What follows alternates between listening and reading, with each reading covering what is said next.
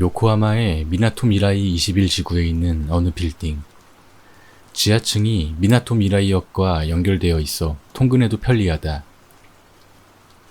지하철이 개통되기 전 대형 경비 회사에 근무하던 A는 입사하자마자 그 빌딩에 배속되었다. 야간 경비 시 개통 전이었던 지하철 승강장을 순찰하는 것도 그의 일이었다. 하지만 아무도 없을 캄캄한 승강장에서 서성이는 사람의 그림자를 볼 수 있었다.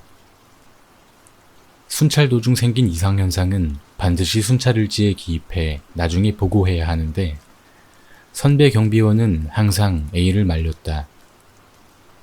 우리 관할이 아니야.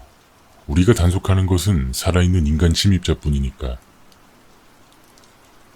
덧붙여서 그 역 공사 자체가 일찍 완료되었음에도 불구하고 어째서인지 좀처럼 오픈하지 않았던 것은 잘 알려져 있지 않다. 1913년 독일의 맨하임에는 이야기하는 개가 있었다. 의사소통을 할 때는 알파벳이 쓰여진 문자판을 사용했다고 한다. 이 개는 간단한 덧셈, 뺄셈도 할 수 있었다. 권위 있는 학자가 조사한 결과 개 주인의 사기는 아니었다고 한다. 이 개는 인간이 하는 간단한 질문에 답했다. 조사하러 온 한 학자의 여비서가 내가 뭘 했으면 좋겠어? 라고 질문했는데 이 개는 너의 꼬리를 흔들어줘. 라고 대답했다고 한다.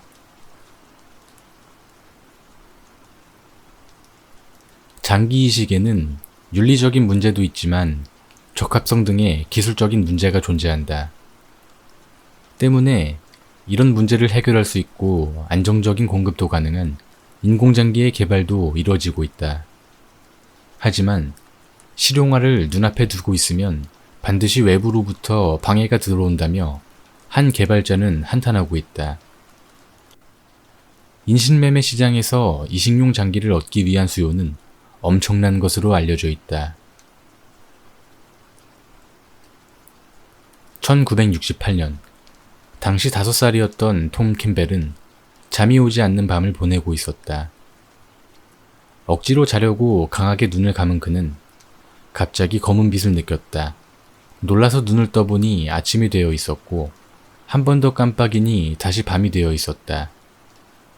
그는 재미있어하며 몇 번이나 그것을 반복했다.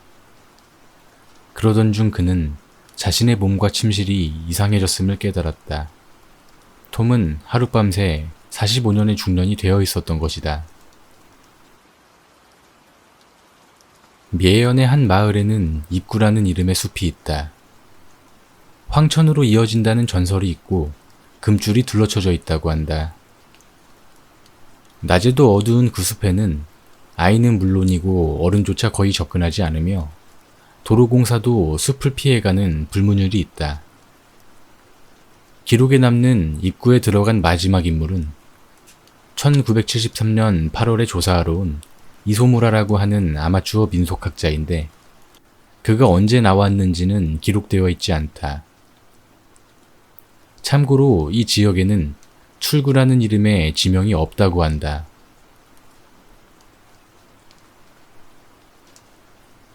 멕시코의 한 어촌에서 여행을 하던 남자가 술집의 여자와 사랑에 빠졌다. 둘은 서로 사랑했지만 어느 날부터 남자의 모습이 보이지 않게 되었다. 여자는 새로운 남자와 사랑에 빠져 곧 임신을 했다. 하지만 10달이 지나도 아이는 태어나지 않았고 여자의 배는 계속 부풀어 올랐다. 그래서 제왕절개로 아이를 꺼내게 되었다. 여자의 배를 갈라본 의사는 경악했다. 안에는 여행하던 남자의 시체가 들어있었기 때문이다. 로어 괴담에 매료되어 민속학을 전공하고 싶어하는 학생이 증가하고 있다고 한다.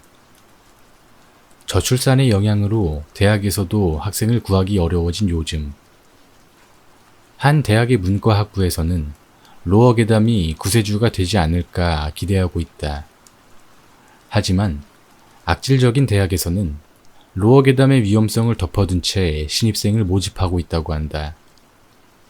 그 위험성이란 로어가 적힌 메일을 받은 사람들이 모조리 행방불명이 되고 있다는 것이다. 베드라는 젊은 인도의 남성은 3살 때 뇌막염을 앓고 완전히 실명했지만 자전거도 탈 수 있었고 혼자서 하이킹도 할 수 있었다. 왜 그럴 수 있는지 스스로도 정확하게 설명할 수 없다고 한다. 그에게는 피부를 통해 주변을 보는 능력이 있다고 한다. 영국의 외딴 시골 마을에 사는 한 여성은 미니어처 모형을 만드는 것을 취미로 삼고 있다. 몇 주에 걸쳐 만들어낸 자신이 사는 마을의 미니어처를 바라보다가 미니어처 마을 안에서 무수히 많은 검은 것들이 꿈틀거리고 있는 것을 발견했다. 그것을 어떻게든 잡아서 들어보니 가느다란 실처럼 생긴 무언가였다. 벌레인 줄 알고 그것을 모두 제거하고 난 후 그녀는 자신이 사는 마을에 아무도 없는 것을 깨달았다고 한다. 어떤 대학교 교수는 고서점에서 재미있는 책을 찾아냈다. 그 책은 추리소설로 제목도 작가도 생소했다. 어느 날 말다툼 끝에 약혼자를 죽여버린 교수는 그 소설에 나오는 트릭을 사용해서 경찰의 수사를 피하려고 했다. 하지만 자택을 찾아온 형사의 명함을 보고 그 자리에서 자백했다고 한다. 형사의 이름이 소설의 탐정과 같았기에 자백했습니다. 자백의 이유를 들은 수사원들은 어처구니가 없었다. 하지만 기묘한 것은 소설 속 살인범이 교수와 완전히 같은 이름이었다는 것이다.